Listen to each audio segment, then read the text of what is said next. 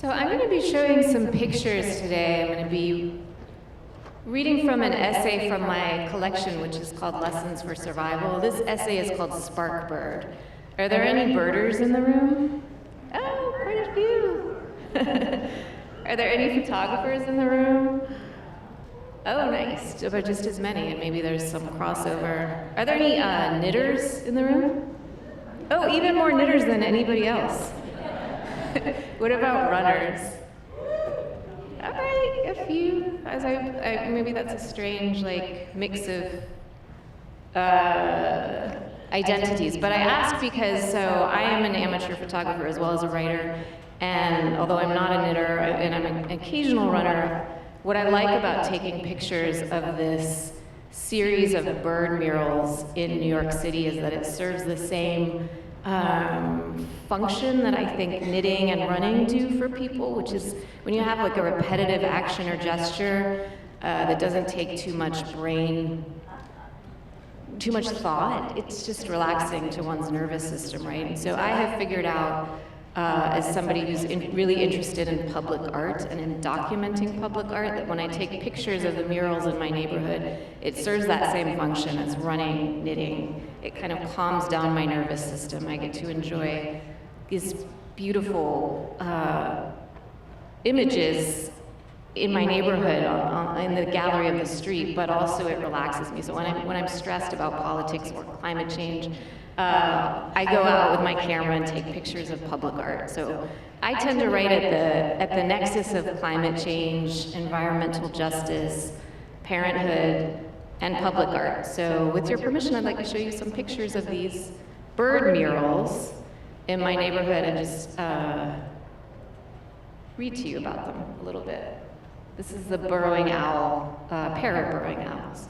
So if I can be called a bird watcher, my spark was a pair of burrowing owls painted on the narrow storefront gate of a shuttered real estate business on 145th Street in Harlem that brokers single-room occupancy housing for $200 a week. I spotted them after ice skating with one of my kids at the rink in the shadow of towering smokestacks at Riverbank State Park.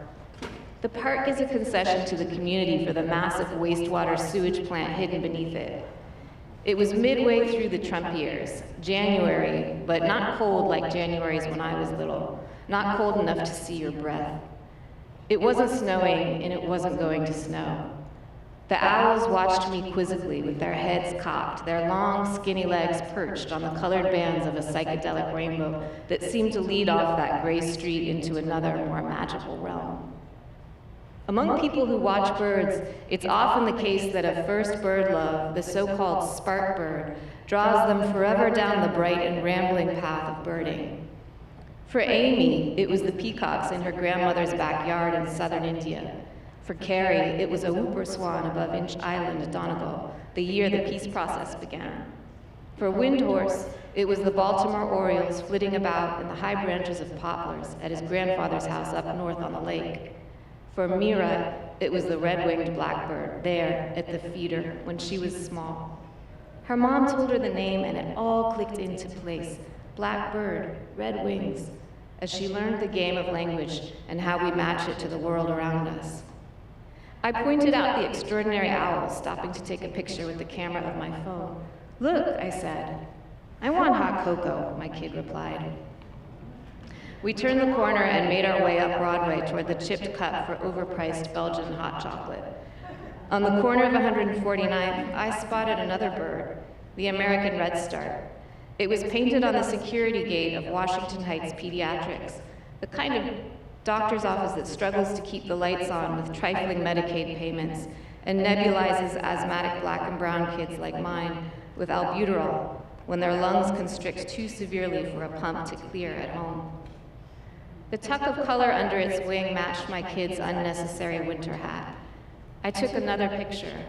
Oh, New York, you gorgeous aviary of madcap design. Across the street, in the corner of my eye, were more, a pair of calliope hummingbirds painted mid-flight outside the Apollo Pharmacy. That's when I understood there was a pattern.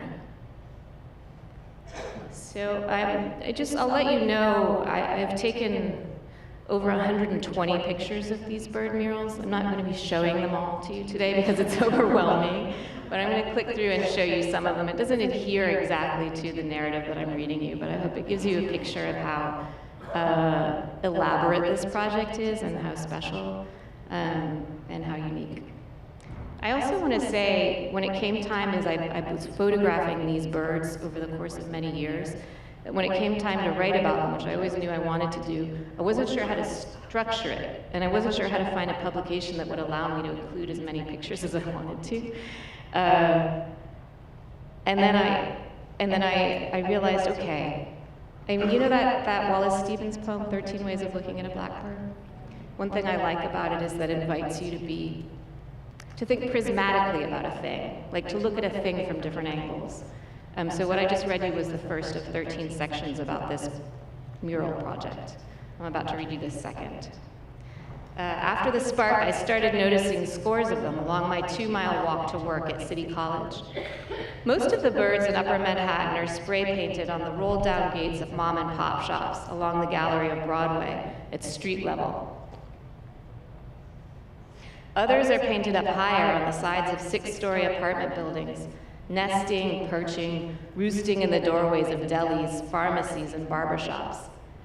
Lewis's woodpecker at the taqueria, the almighty boat-tailed grackle at the Buena Vista Vision Center, Brewer's blackbird at La Estrella dry cleaner, and so on. Dozens of bird murals, each one marked in a corner with the name of the ongoing series to which they belong, the Audubon Mural Project. John James Audubon, the pioneering ornithologist and bird artist, once lived in my neighborhood. He's buried in the cemetery of Trinity Church at 155th Street, midway between my apartment building in Washington Heights and my job in West Harlem, where I teach writing, sometimes using Wallace Stevens' 13 Ways of Looking at a Blackbird as a prompt. Audubon Terrace, once part of his estate, is now a site of cultural buildings. Other uptown locales named after Audubon include a housing project, an avenue, and the ballroom where Malcolm X was killed. Its historic facade remains as cladding to a newer medical research building, a concession to Black Americans who protested the ballroom's demolition at 165th Street, across from the emergency room of New York Presbyterian Hospital. When you walk past these places, as I do, you can spy many of the same birds Audubon chronicled in his masterful archetype of wildlife illustration, Birds of America, 1827 to 1838, in the guise of public art. The project is an unfolding environmental awareness partnership between the gallerist, Avi Gittler, the National Audubon Society, and local businesses and property owners. The murals are sponsored through donations to Audubon and painted by myriad artists, some of them local, in a diverse range of styles. There are presently 123 and counting bird species depicted uptown. Sometimes they disappear when businesses change hands. The project aims to reach 389 birds. This is the number of North American species, according to Audubon's Survival by Degrees Birds and Climate Report, at risk of extinction from climate change, an alarming 2/3 of North American birds. I have attempted so far to photograph them all. A printable map on the Audubon Society's website indicates the address of each mural, but I prefer to use that resource as a guide. I like the element of surprise. As with actual birders, I never know which birds I'll see on a walk. Sometimes a new bird appears to have landed overnight. Older birds may be marked with graffiti or sullied by weather and grime. I was saddened to discover from the window of the M4 bus while riding downtown that someone had spray painted over the tundra swan that I'd come to love, with a cloudy white cipher of bubble letters. Who did that, I wondered, thinking of that rogue graffiti artist known as Spit in the 1984 hip-hop movie Beat Street, who defaced the work of other artists by tagging over it. I felt glad to have documented the tundra swan before it disappeared. If temperatures rise 3 degrees Celsius, 93% of this bird's breeding habit in the tundra of far northern Canada is projected to be lost. Because the Arctic is warming faster than anywhere else on the planet, tundra swans have nowhere farther north to go. So after writing this essay, I had the opportunity to go to the Arctic and see a tundra swan, which I knew about because of the murals. All right, this is section 3. As a photographer, I'm drawn to the visual echoes between the fashion and the feathers, the postures of people and wildlife. For example, the sweep of a dark trench coat that seems to give motion to the peregrine falcon's wings, or the pair of black track pants that have merged with the legs of a glossy ibis, so that the young man wearing them appears to be riding a bird. I wish to document the tensions between human, bird, art, and commercial signage. Sometimes the artists play with these elements too, as with Snowman's Goose Gets Down, where the bird beneath the canopy of a shoe store is styled in a pair of Timberland boots. I understand this project has landed in this neighborhood as the site of its campaign because of its connection to Audubon, and also because of the millions of endangered birds that migrate above Manhattan and continue to nest within it. I also appreciate its potential for helping connect a low-income community of color to the green sector, which is predominantly white. Amelia Earhart is quoted in the mural at Manuel's Grocery on 152nd Street. No borders, just horizons, only freedom. The bright yellow breast of the mangrove cuckoo, pictured there, matches the tank of a blowtorch in the hands of the plumber passing by. That bird is described as, quote, a rare bird native to Dominican Republic, Puerto Rico, and the US. Unlike nations preoccupied with immigration, the artist states, birds see no borders. I love these birds for the way I love these birds for their beauty, the way birders love actual birds, for the exalted brushstrokes of their wingspans that lift us from the drudge of survival. Some birds are reclusive. For example, the Florida scrub jay and Mexican jay have long been trapped behind a hunter green construction fence. The birds on buildings under scaffolding look caged. At businesses that struggle to pay escalating rents by staying open for 12 hours a day, 7 days a week, the birds can be seen at night, only when the gates come down. At shops that have closed and not yet reopened, like the beauty salon with the laughing gull, the bird is always there. We know that the fate of birds and people are intertwined. Audubon magazine's editor-in-chief, Jennifer Bogo, wrote me. That's especially true in communities like northern Manhattan that suffer disproportionately from environmental and human health burdens. We hope that the Audubon Mural Project makes people literally stop in the streets and consider what's at stake with this critically important planetary crisis, while at the same time beautifying and drawing attention to the neighborhoods that have historically not been the focus of environmental protections.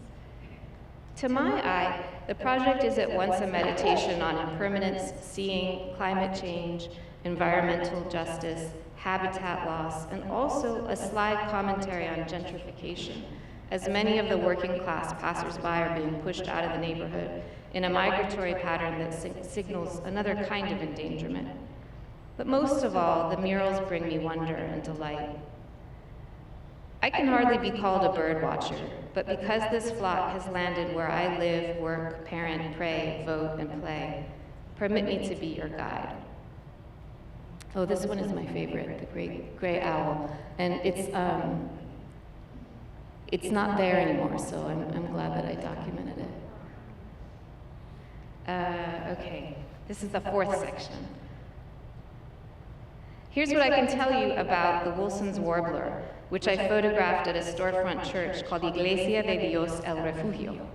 They typically avoid the interior of the dense forest, preferring scrubby, overgrown clearings and thin woods, staying low in semi-open areas, breeding as far north as timberline in thickets, second-growth bogs along wooded streams, moist tangles, low shrubs, groves of willows, and alders near ponds. They nest from coast to coast in Canada, but are far more common in the West. In the Rockies and westward, Wilson's warblers are often the most abundant migrants in late spring.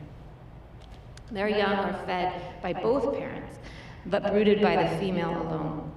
Their diet consists mostly of insects, including bees, beetles, caterpillars, aphids, and also some berries and spiders. 8 to 13 days after hatching, young warblers leave their nest.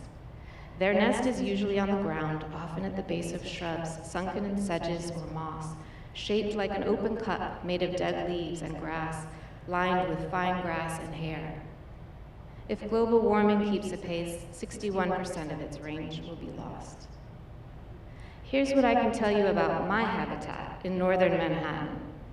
I nest in a 3-room apartment with my mate and my young on the 6th floor of a mid-rise apartment building, around the corner from a commuter bus terminal run by the Port Authority, and 1 block from the on-ramp to the George Washington Bridge, the most heavily trafficked bridge in the world, in a neighborhood choked by poverty and highways, the Trans-Manhattan Expressway, Henry Hudson Parkway, and Harlem River Drive. We talked to our young at ages 7 and 9 about the murder of George Floyd and how to protect themselves from the police, who disproportionately apprehend Black and brown youth in our habitat. Among our kind, this grim warning is known as the talk. Our diet includes Chinese takeout from the Great Wall, roast chicken from Malecón, and pupusas from Mi Paso Centroamericano. On Halloween, our young eat candy. They forage by trick-or-treating from the mom-and-pop shops along the business thoroughfare of Broadway. Across the street from the bus terminal is the church where we were married and where we baptized our young, and where an undocumented woman named Amanda Morales took refuge for months with her American-born children as part of the sanctuary movement to avoid deportation to Guatemala by federal immigration agents. 2 blocks north of the Wilson's Warbler mural on Amsterdam Avenue sits an office of We Act for Environmental Justice, an organization that empowers low-income people of color to advocate for healthy communities. It is well documented that some of the most polluted environments in the nation are where people of color live, work, play, and pray. For instance, a 2016 environmental health report on northern Manhattan by We Act stated that, as a result of risks including poor air quality from heavy diesel trucks, dirty boilers, power generation plants, and polluting municipal infrastructure like bus depots and sewage treatment plants, Harlem has a childhood asthma hospitalization rate 6 times the national and 3 times the citywide average. A report from the NAACP and the Clean Air Task Force showed that Black Americans are 75% more likely than other Americans to live in fence-lined communities, sited near facilities producing hazardous waste. A study by the EPA's National Center for Environmental Assessment found that regardless of income level, Black Americans are exposed to higher levels of air pollution than white Americans, 1.5 times as much of the pollution from burning fossil fuels as the population at large. I am the mother of Black children in America. It's not possible for me to consider the threats posed to birds without also considering the threats posed to us. Section 5. Yumi Rodriguez's grandfather used to call her Colibri. That was his pet name for her, hummingbird. Vuela, vuela, colibri, he would tell her, encouraging her to fly.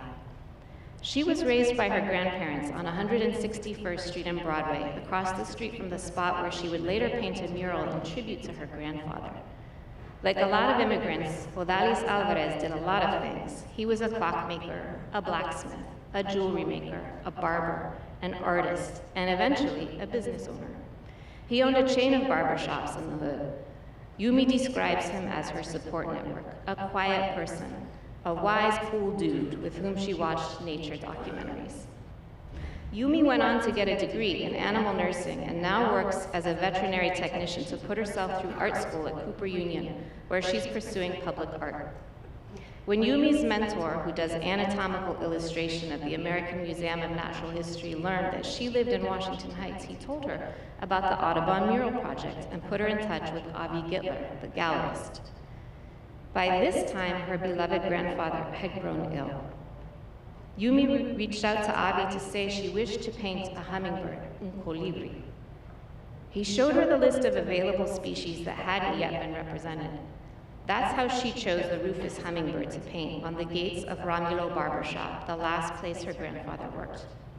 But really, she says, the bird chose her. Serendipitously, she'd read about the rufous hummingbird in a magazine at the dentist. that called it the toughest bird on the block, with a furious heartbeat and one of the longest migratory journeys for a bird its size, from Mexico to Alaska, following a route of nectar-filled seasonal blooms. My grandfather always said I'd persevere, she says. I share that characteristic with this little bird. She took care when designing her mural that it was not just a pretty thing, but rather an image for people to spectate with a sense of respect. She included insects and plants, pollinators integral to the balance of the ecosystem to keep it from collapse. She also included this text. Un homenaje a mi abuelo, Jodalis Álvarez, por su pasión por la conservación de la naturaleza. Yumi's grandfather never got to see the mural. He died of prolonged heart failure in the spring of 2020, when New York City's soundtrack was dominated by two remarkable strains of music, birdsong and sirens. So I got to photograph probably the bulk of these murals during the pandemic when there was very little else to do. It was such a pleasure to be able to walk outside during a really hard time in New York. And because a lot of these shops had closed, you could see all the birds like you couldn't before during the daytime. Like you really could only see most of them at night previous to that.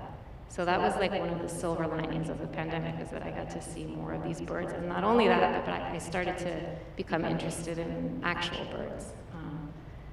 So this is section 6.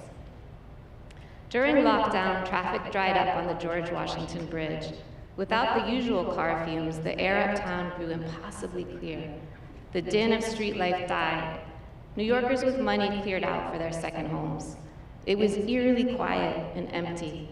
Except for the bodegas, all the storefronts closed. For the first time, I was able to spot the 3 warblers on the shuttered gate of Monarch Cleaners, a small consolation in the midst of chaos.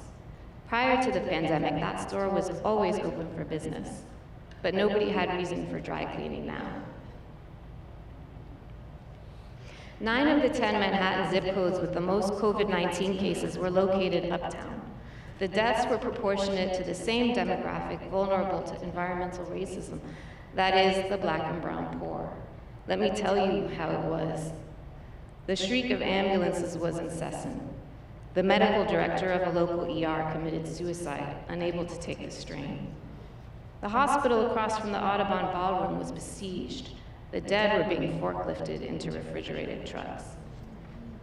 The murals of remembrance to the birds in my neighborhood were quickly becoming the backdrop to a grief I was yet to figure out how to grasp, much less memorialize the lopsided COVID deaths among the black and brown poor in environmentally hazardous zip codes such as ours.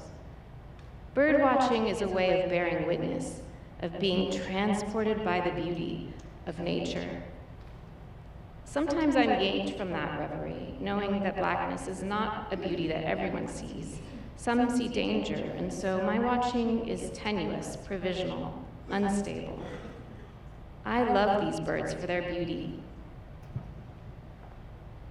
But through biological happenstance, the peak of the pandemic overlapped with the peak of the spring migration of birds along the superhighway of the Atlantic Flyway. While the city's hospitals ran out of beds and staff and ventilators, the birds stopped by for berries and seeds to fatten themselves on their northward journey. We could hear them clearly in that uncanny pause, filling the air with song. The plaintive call of the white-throated sparrow, Sam Peabody, Peabody, Peabody. The red-winged blackbird, cockaree. The osprey's high-pitched, killy, killy, killy. The chirruping phrase of the scarlet tanager, chickbird, and the soft, sad coo of the mourning dove. Into this spectacle of avian sound, New York City Audubon Society board member Christian Cooper stepped out with a pair of binoculars at Central Park's Ramble on the morning of May 25th, Memorial Day. A morning looking at birds in what is supposed to be a protected wild could quickly become a dangerous encounter when one's serenity is revoked by prejudice. I'm calling the cops. I'm going to tell them there's an African-American man threatening my life. Amy Cooper, no relation, threatened after he asked her to leash her dog as per park rules. The New York City Audubon, on whose board Chris Cooper serves, has as its aim to protect birds and the places they need today and tomorrow. But who will protect those who are watched with suspicion? Who will conserve those of us who need conserving? That same day in Minneapolis, George Floyd was killed by police. The video went viral on Twitter. Officer Derek Chauvin pressing his knee on George Floyd's neck for more than 8 excruciating minutes, even as he repeated, "I can't breathe," while horrified onlookers begged for mercy. These two news stories intertwined in the zeitgeist of a pandemic already revealing gross inequities in public health. As Black Lives Matter protests erupted across the nation, institutions that had not previously addressed racial justice as crucial to their missions responded with official public anti-racism statements, nature conservation organizations among them. Audubon's statement on the incident in Central Park begins, "Black Americans often face terrible daily dangers in outdoor spaces, where they are subjected to unwarranted suspicion, confrontation, and violence.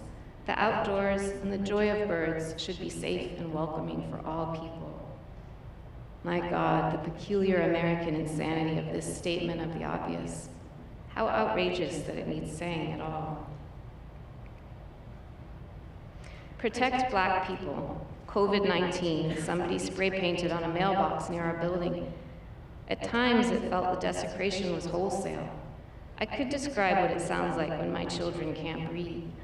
Or the scene after a police raid when my son asked me to stop walking the city to photograph the birds out of fear I may be shot.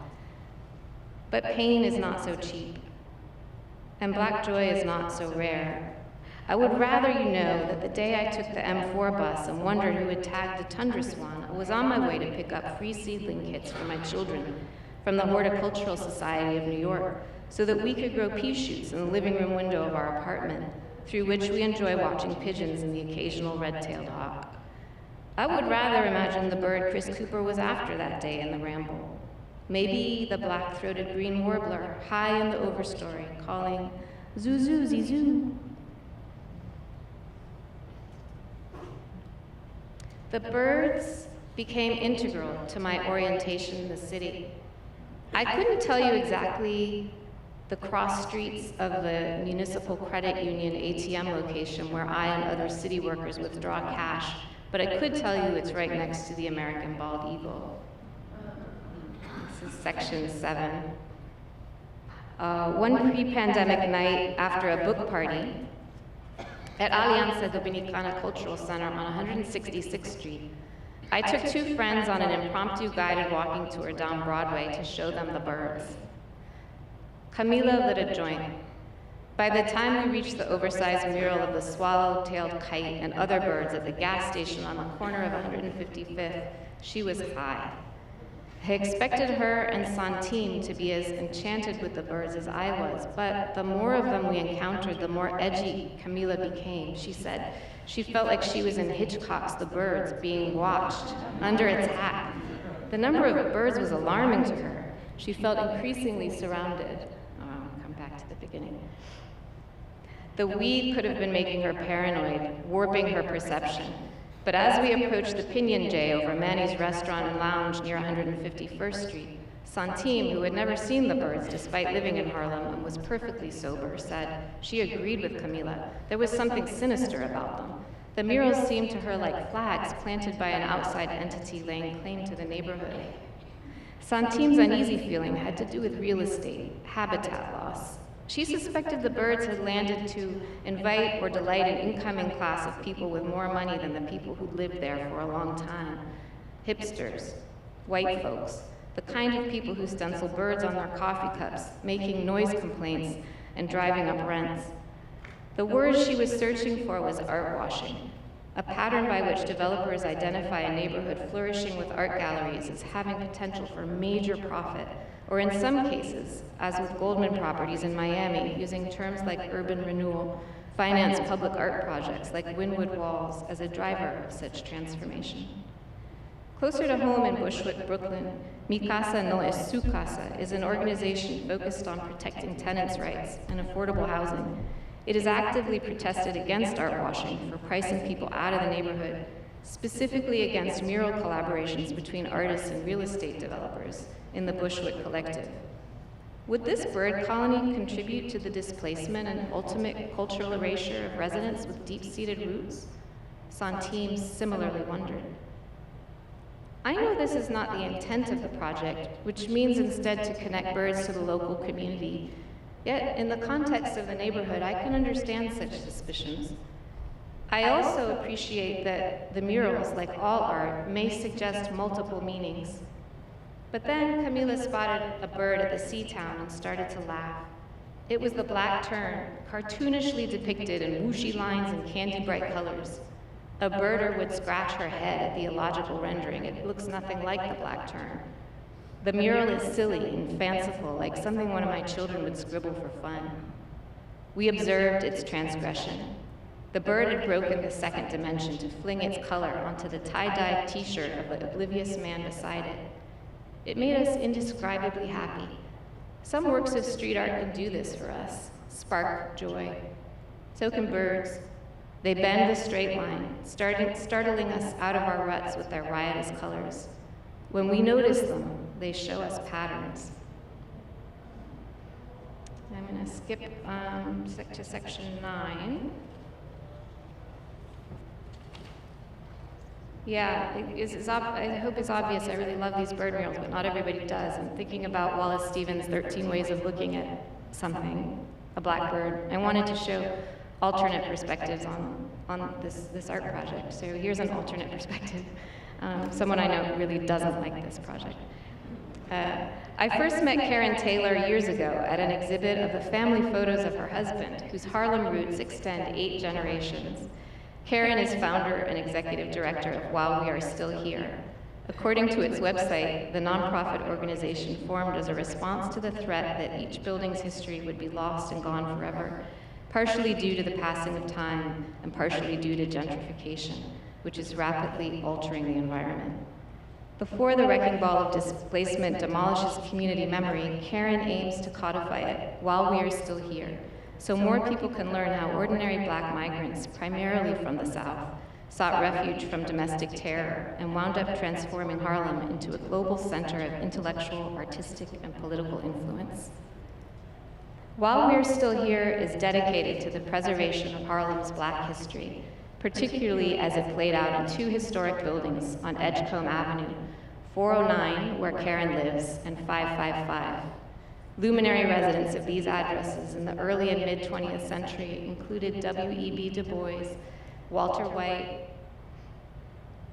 James Weldon Johnson, Thurgood Marshall, Joe Louis, Paul Robeson, and Count Basie. Though Karen is quick to point out that regular folks live there too, beauticians, musicians, and gangsters alike. She believes their collective legacy of fighting inequality leaves a blueprint for our current struggles. I believe she is right. Many people seem to have no idea that this community was full of involved and evolved people who lived, worked, thrived, and engaged in activities such as seeing to it that their children were educated, curating art shows in church basements and storefronts, or on the sidewalk, and coaching Little League teams, as well as offering instruction in the various art forms, began Karen when I asked her how she felt about the birds.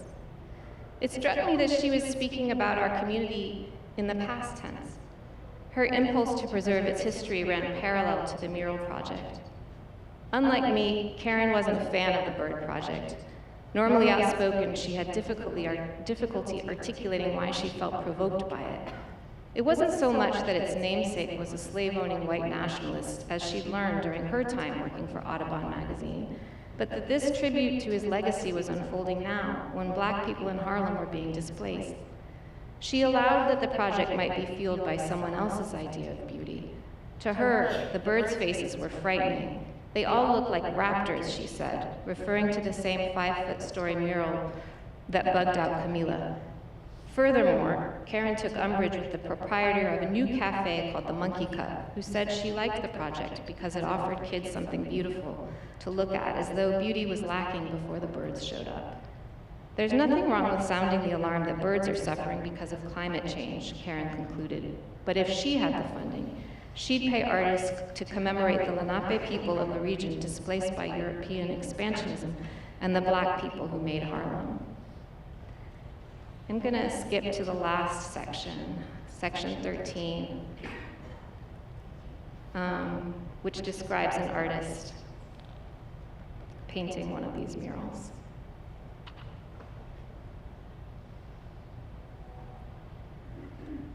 I wanted to share that I was able to include all of my bird pictures in the book.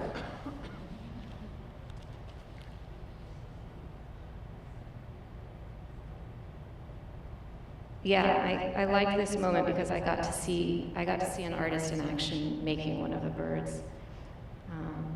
I reached the corner of 135th Street in Amsterdam to watch Marta Alicia Matarrita, in her paint-splattered pants, finish making the gray hawk. It was November, the saddest month. Even from across the street, the mural's lush green background suggested treetops. I saw the finely barred chest pattern, the rounded wings, the hooked beak, and the magnificent thing Marta Alicia had done. She had taken the bird out of the sky to ground it in our midst, and she had elevated us to its height. The hawk was about to land, talons reaching sharply for the perch, gaze intent, tail feathers spread for balance. Marta Alicia was slightly rattled. An old man she knew from the church she used to attend on 133rd Street had just confronted her, demanding to know, "Are you making this for us or for them?" That was the wrong question. At the base of Marta Alicia's stepladder were $140 worth of spray paint cans. This was her second go at the hawk, which she chose in part because it reminded her of her mother's gray hair. In her first version, the bird was already perched on the branch, but too much white space was left on the wall and she worried it would get tagged over, so she redid it with its wings spread, working from a photograph. Marta Alicia grew up in the neighborhood in a string of apartments in what she describes as the Harlem Band, stretching from the west side to the east. Sharp life turns moved her family from one place to the next. They were evicted from 137th Street in Riverside. For a time, they lived on 145th. Her interest in art made her an outlier. "I'm not artistically supported by my family or my community," she said. The sharp turns continued. She went to SUNY New Paltz to study art, having joined the Army Reserve to pay for school, but was yanked from her studies by a call to Kuwait and then a pregnancy. Now, age 42, she lives with her 2 children in a basement apartment in the Bronx, without room to make work except outside. It's what she can afford. Birds, in Marta Alicia's view, are spiritual messengers. She too noticed a pattern. Before a friend or family member would die, she'd see a dead pigeon, or after someone passed, she'd see white feathers and wonder if it was a sign. "When you're from the city, you look down," she said. "You don't call attention to yourself, especially as a woman. You keep your guard up. Nobody looks at the sky." But birds, she felt, were trying to tell her something. Sometimes they'd land near her, crows, hawks, gulls. Previously, all she'd been aware of were water bugs, roaches, rats, and pigeons. Remembering the big earthquake in Haiti in 2010 when animals were attuned to the vibrations of oncoming disaster before people, she asked, "And we're supposed to be more advanced?" The artist shakes the can of white. Its bead rattles. She holds the printed picture of the gray hawk up against the wing she's made on the wall, using the paper's edge to make short, straight lines with the spray paint. The mural is beginning to look real. She lingers on the flight feathers. Then she stops, looks up, points out the hawk circling above the building at City College where I teach writing. Her face is a picture of awe. She tells me it's the anniversary of her mother's death. The hawk is doing what hawks do. Together, we watch her painting the sky. Thank you.